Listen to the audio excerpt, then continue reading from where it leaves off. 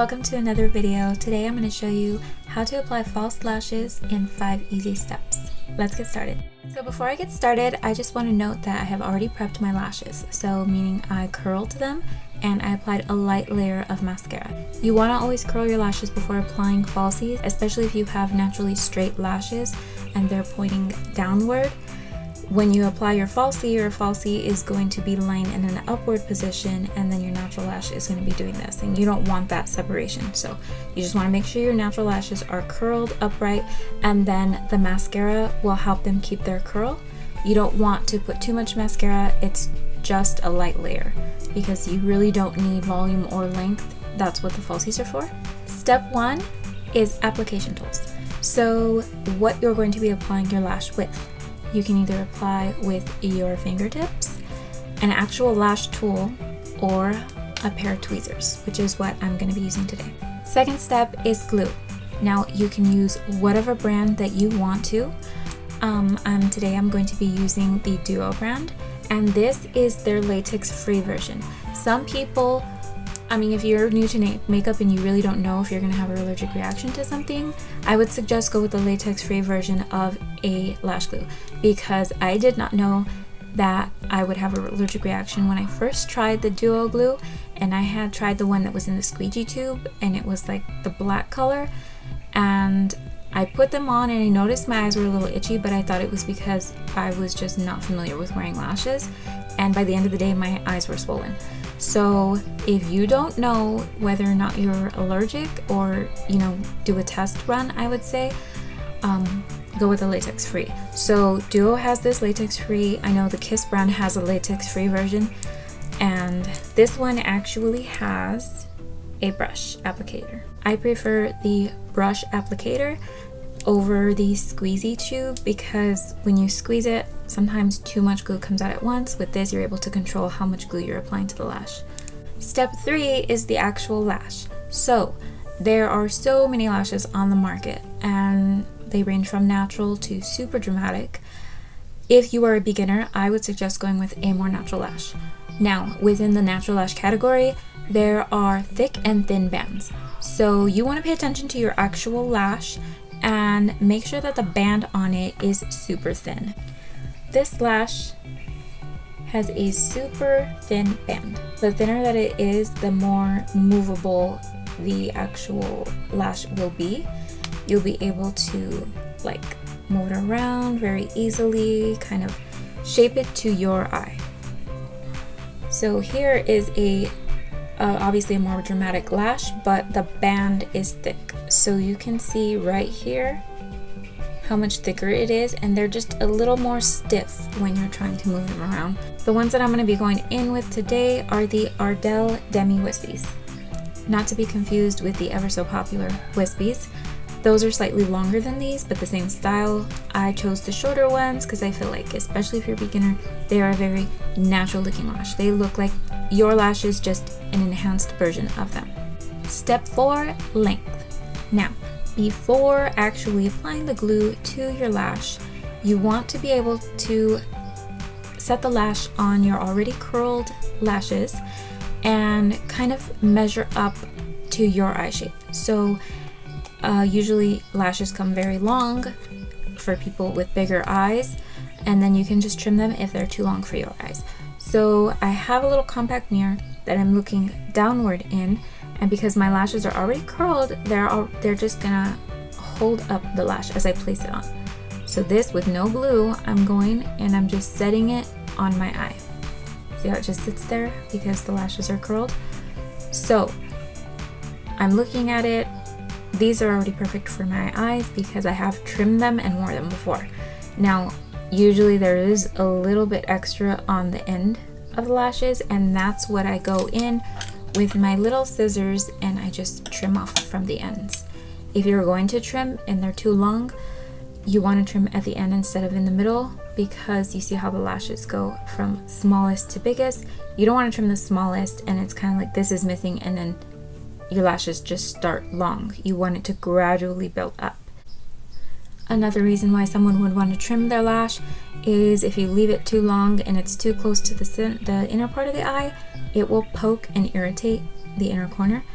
if it is left too long on the outside and you like pull it to the edge, it can make your eye look a little bit droopy, which you don't want that. You look lifted on the very ends. Once you have a lash that is perfectly fit to your eye and it's to your liking, you can go ahead and apply your glue.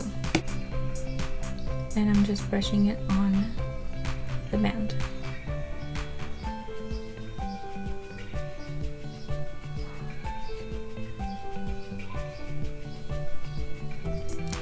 You don't need too thick of a layer, just a fine layer will do. Now you want to let it dry so it can get tacky before applying it, because if you put it on right after you apply it to the lash, your lash may slide around because it's still wet. So 30 to 45 seconds at most, depending on what glue you use, will depend on how much drying time you'll need. So for the duo, usually a full 30 seconds. I know when I use the Kiss lash glue, 20 seconds tops. Other than like any longer than that, it's already dried. So play around with whatever glue you have, kind of see what your max dry time is, and then just go from there.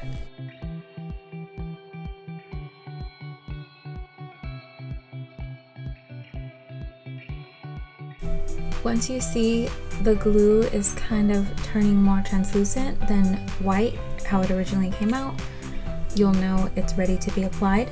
So you're gonna hold your compact or your little mirror that you have down, like under your chin. And you're gonna look downward into the mirror, and you're just going to come over top with your tweezers and place it where you want it.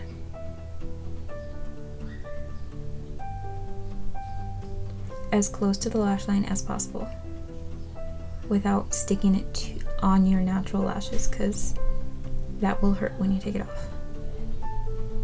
So I've got it where I want it and it's just set there. After it's set in place, I'm going to take my tweezers and I'm going to pinch my natural lashes and the falsie together.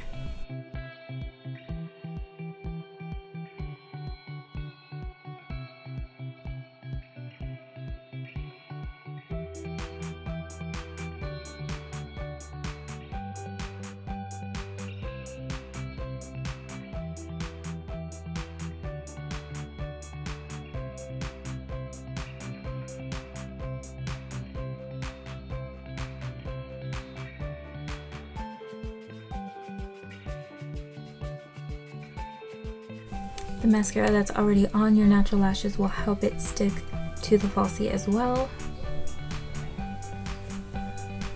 And there's the application. Once you are done applying it, you have it all squished into your natural lashes.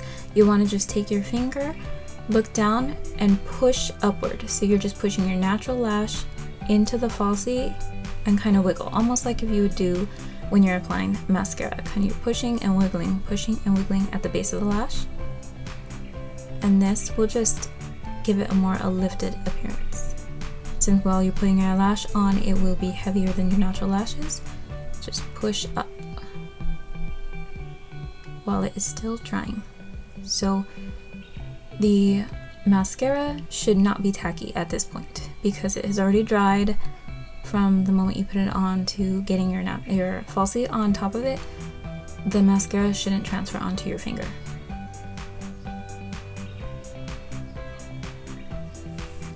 And there you go. And that is how you apply false lashes in 5 easy steps. So you can add mascara after they are already applied. To me, I don't do that. I feel like they dirty my lashes and they don't last as long, and I want to get as many uses as I can out of them. Also, if you don't apply eyeliner, the look that I already am wearing, my eyeshadow, I had kind of a smoky lash line already. If you don't have something like that going on your eyelids already, you might want to apply either a thin coat of mascara. Another option is to take a detailing brush and to tap some dark eyeshadow, brown, dark gray, black will do, along your lash line. That way when you apply your falsie, it just blends in and you can't see the lash band. Because even though these lash bands are really thin and transparent, you still don't want to look down and be able to see the glue and, you know, that they're fake. So I feel like having something there on your lid already will make it look more natural. That is the end of this tutorial. I hope that it was helpful. If you enjoyed it, please give this video a thumbs up, consider subscribing, like, share, and comment down below what you'd like to see next. You can also follow me on my other social media platforms. I will have them linked down below in the description box. Thank you so much for watching, and I will see you in my next video.